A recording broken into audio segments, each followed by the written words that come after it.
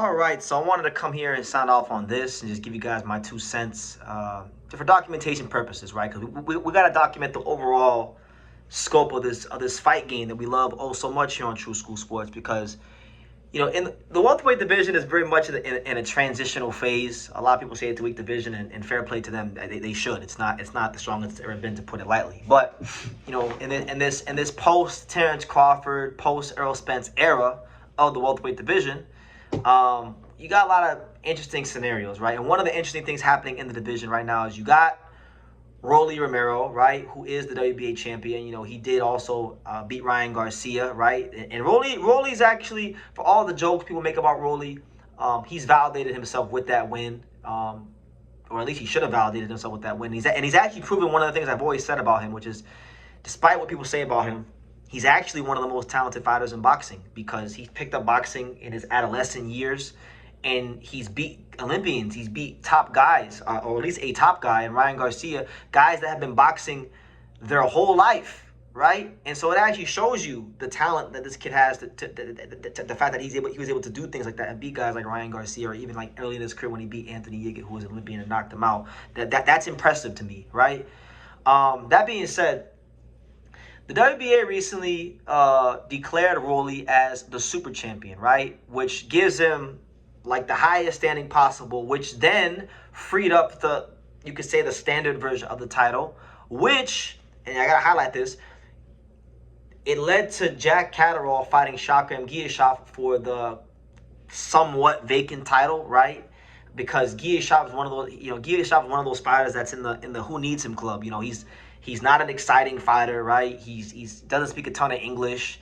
He's from Uzbekistan. There's not a lot of money that could be made off of him, right? So let's be real. Giyashev was in the who needs him club, and Rolly, there's more money to be made with Rolly. So that's why I feel the Giyashev Catterall fight was made, and that's why Rolly was made super champion. The fight happened. Giyashev actually wound up losing the fight to Jack Catterall. So now Giyashev's out the picture. They got him out of the way, and he lost to another member of the who needs him club, but a guy that I feel has more standing in the sport of boxing than Jack Catterall, because Catterall has beat Regis Prograis. He's beat Josh Taylor. He's a real proven, top contender in the sport. It really should have been the undisputed champion, but just he didn't get the decision against Josh Taylor that first fight, so it is what it is.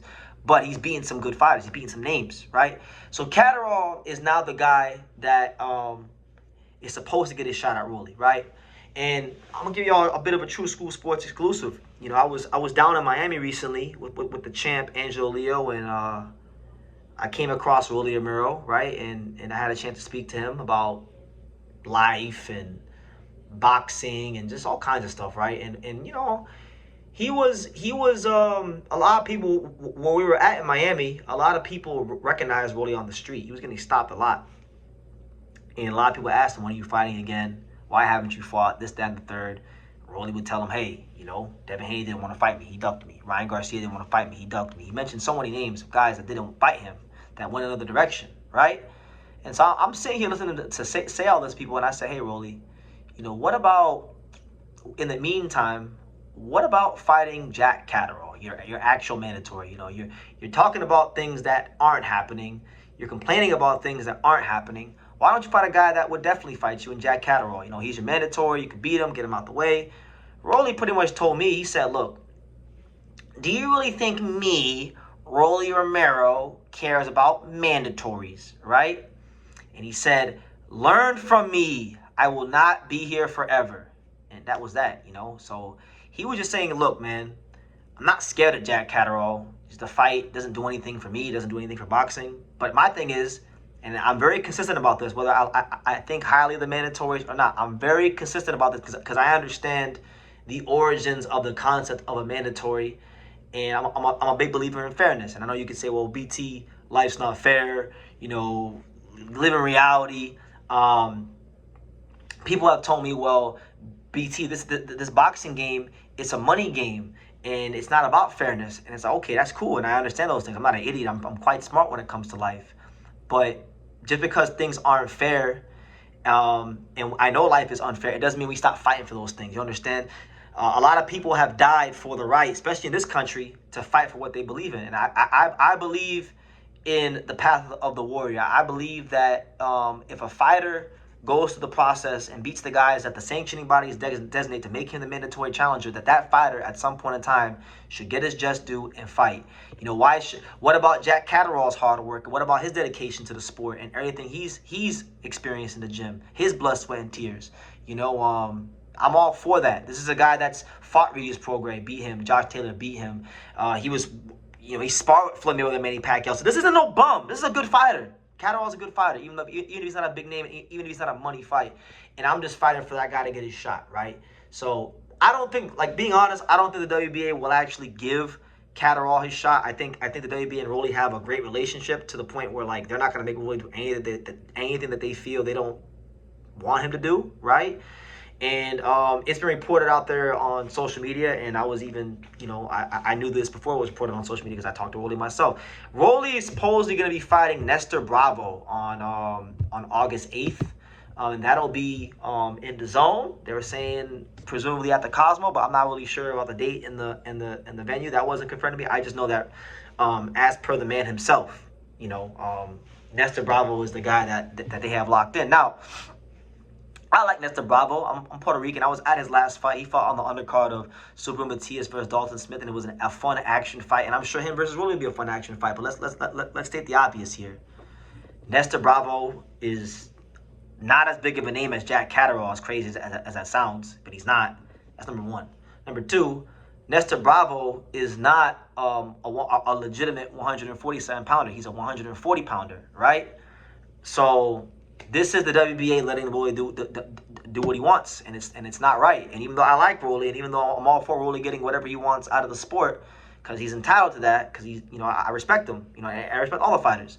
I also respect the mandatory, because for those of you who don't even know about mandatories, the whole concept of a mandatory in the first place was created by the WBC way back when, and it was created to provide a system of checks and balances for fighters from countries that don't have as much resources and or fighters that don't have as much resources, so that if you worked hard and you went through the process and you beat the best guys in the rankings, that you would inevitably get your shot, right? It's supposed to, when it's done the right way, which it normally never is these days in boxing, unless it's the IBF, the mandatory system is supposed to provide a system of checks and balances for fighters that maybe don't have as much money behind them and things like that, so that there's a bit of fairness in the sport, right? But over the last 20 to 35 years, it's been a way for promoters to circumvent their own interest for their fighters, and same thing for the fighters as well. So that being said, I think Jack Catterall should get a shot, whether it's against Rolly or if Rolly wants to drop the belt, then fine, he's entitled to do that. But him fighting Nestor Bravo, if it is true, and I gotta believe it is true because Rolly himself told me, the Nestor Bravo fight, while it might be fun, while I might enjoy it, in terms of what is right, pure and just, it is absolute bullshit. Like, let's call it right. Good luck to Nestor Bravo, good luck to Rolly. Hopefully it's a good fight, but that's what it is. Giashov was mandatory for a long time. He never got his shot. He won up. He kind of did get his shot, but not really. They put him in a fight against a much harder guy, stylistically for him.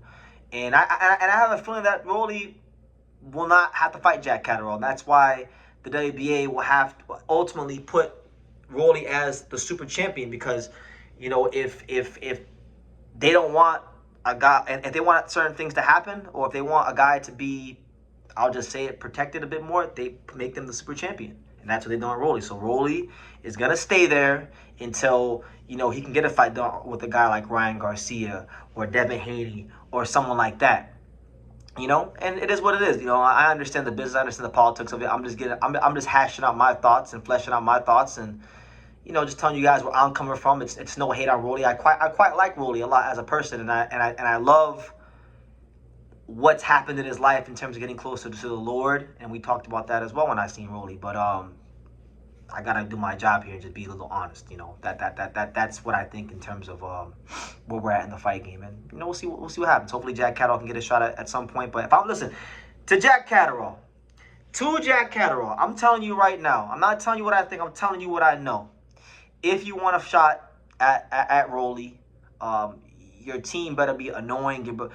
you better be on the phone with Gilberto Mendoza as much as possible, and Julio, the president of the rankings committee, as much as possible. And you better annoy them to the point of no return till they give you the damn title shot. Because if you don't do that, if you don't go to the conventions, if you don't really push these guys, I'm telling you right now, you don't got a snowball's chance of hell of getting that shot against Rolly. And I'll tell you this, even if you do all that, you still might not have a snowball's chance in hell of getting the shot at Rolly, because Rolly, as he eloquently stated to me, I do what I want. Learn from me. I will not be here forever. So I'll leave it at that. Y'all can take with that information and do with it as you must.